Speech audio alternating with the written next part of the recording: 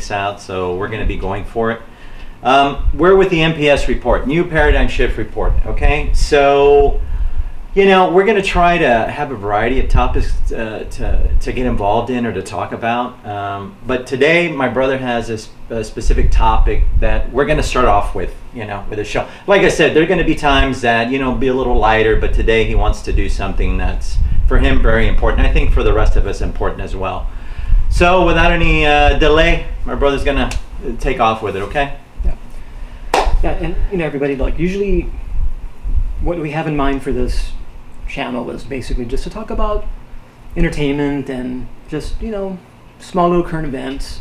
Nothing too heavy, but I think this is a subject that really just, it's hard for all of us, you know, and especially because we are from Texas and specifically San Antonio. And today there was a shooting, and basically it was a massacre at a Baptist church. All right. And what really just burns me, this really gets me upset, is that it's a Sunday morning. It's a small little rural community with about 400 people. You know, maybe 50 people attend this church. And I've been to these kind of churches before, you know, and it's very, very family oriented. You know, that's the vibe you get. So it's kind of like they have the service, and after the service they go out and they have a potluck and they fellowship, and they just meet together and spend time together for a few hours, you know. And for what this person did today, they just walked in and just senselessly just took lives, you know. And I guess probably what hurts me the most is that it was a child, and that was 2 years old. And you know, I don't know how the mainstream media is going to put a spin on it, and we really don't know what the motives were, and you know, so we're going to kind of just stay away from the conspiracy theories. You know, there may be some, but that's not what this is about. This is about that people died, and that's really all that matters. And someone is responsible for it. Okay? And with this particular thing that happened, you know, and it was a massacre, it's a tragedy, and you know, with this prayers to all the families that were involved, and especially to the pastor of that church who lost his 14-year-old daughter. You know, I can't imagine. He was out of town, and to get that phone call, just to say, hey, you know, got bad news. Your child was basically killed, just gunned down in cold blood. Yeah, it's just, yeah, it's horrendous. I'm upset about it. And I don't know what the answer is, what should be done, you know. Is having stricter gun laws the answer? No, I don't think so. You know, because this is just one person's choice, you know, and making everybody else suffer? No, because there's a lot of good people out there that have guns, firearms, you know, and they use them very appropriately. And this is just senseless. This is just one person who was bitter about something, you know. And I don't want to get into the whole Antifa thing and just leftists, you know. All I want to say is that this is a senseless tragedy that did not have to happen. You know, it was a house of worship, and that's like one place one should be safe, you know. And I mean, you should be able to congregate wherever you worship at. And it doesn't matter what it is. It doesn't matter if you're Christian, if you're Buddhist, you know. You should just feel safe in your place of worship. All right? This was just senseless. And the big difference between what happened here and what happened a few years ago in was it Carolina? Yeah, Carolina, I think. Right. I don't remember if it was South Carolina or North Carolina. Yeah. The big difference is that they got the guy that did that other crime. He's paying for what he did. This person, I don't know if the police killed him, or if he ended his own life, but no one's getting any justice.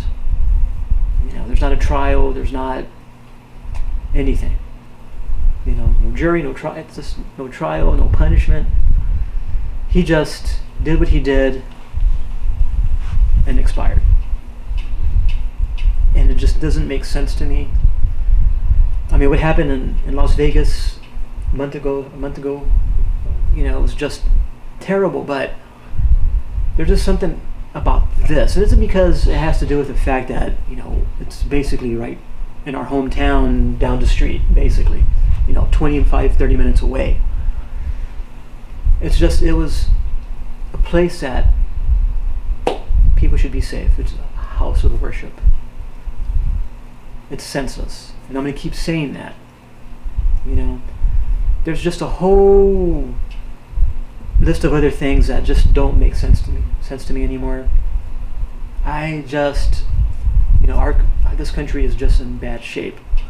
And I was telling my brother yesterday, I had the privilege of talking to a World War II vet last night, Saturday night.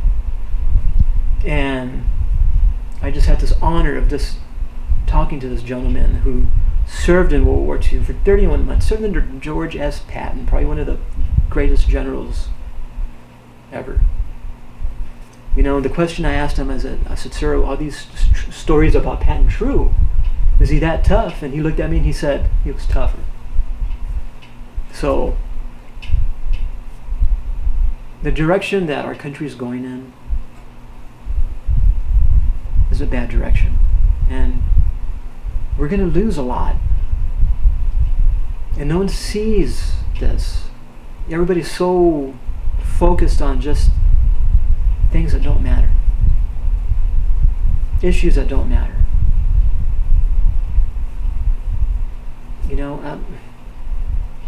Yeah. Yeah, it's true. I mean, it is down the street basically from us, within an hour. And here in Texas, Second Amendment, owning a gun is just part of the fabric of living in Texas. I mean, as far as I'm concerned, you can make laws against guns, but that's not going to keep people from killing people. There are laws against killing people and murder, and that still happens. So I don't know if you can get any more stringent with gun control, or making laws that would make all of this go away. I don't think there are already laws in the books about killing people, and then if you can't use a weapon, like a firearm, then you'll figure something else out, like like they do in Europe or even recently in New York. Especially China. Look at China. I mean, China, you get somebody who can walk into a daycare with an axe or a knife and they kill 20, 25, 30 people. That's true. I mean, if you're determined to do something to somebody, you're going to do it. Whether it's a knife, a gun, a club, a car, your fingers, a pencil, a pen, whatever you think you can get away with using to reach your end or your goal, that's what you're going to do. Like my brother said, I don't know what the guy was thinking. I don't even care. I mean, right now it's about the families, the people that have lost somebody that they knew, because again, it was a small community. And everybody knows somebody. 400 people. They're all connected. They all know each other. So this is something they're going to be feeling for a long time. And again, it's close to us because it's not only close distance-wise, but it happened in Texas. On a Sunday morning, like you said, at a church. At a Baptist church, I think.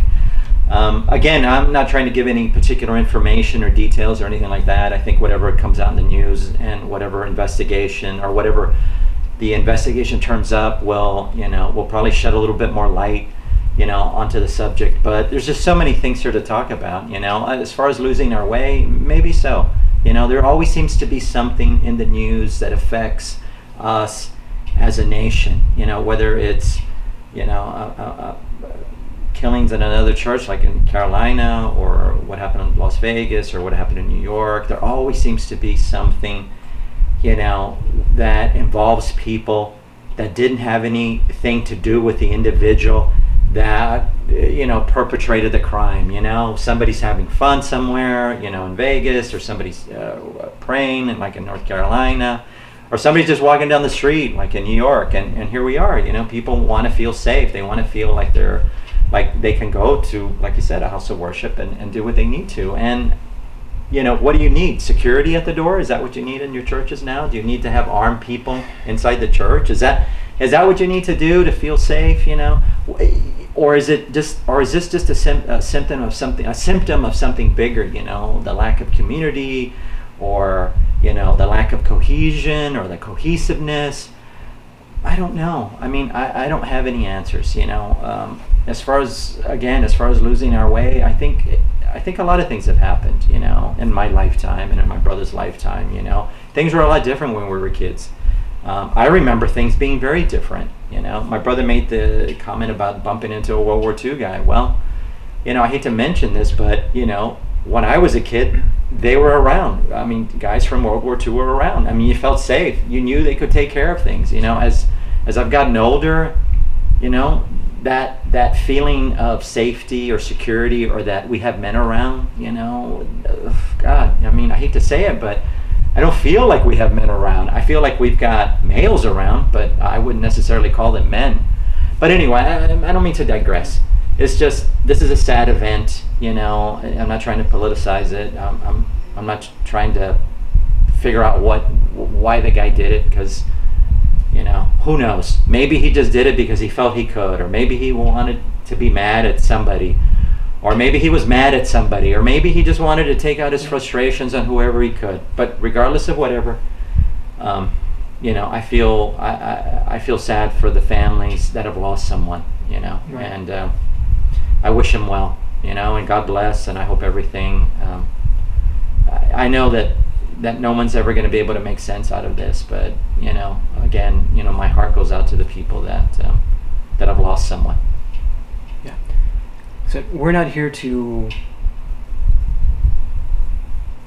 talk about conspiracy theories, or make more of something that, try to find things that aren't there, basically, cast fishing.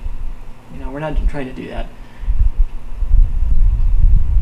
We're just talking about something that was very tragic that happened, very dear to our heart, close and dear to our hearts because of this geography, and again, house of worship. Guys, if you liked the video, if you got something you want to say, say something down in the comments below. Please like and subscribe. We're going to be doing many more of these, and a whole wide array of subjects. And some things will be light, some things may be a little difficult. But we're not here to ruffle any feathers. We just want to change your paradigm. We want to change the way you think on some things. And maybe you'll laugh with us. Maybe you'll feel with us. Maybe even cry. And my favorite motto is that time is short. You don't know how long you have. So let's take care of one another. All right? We're on this floating rock together. It makes sense to get along.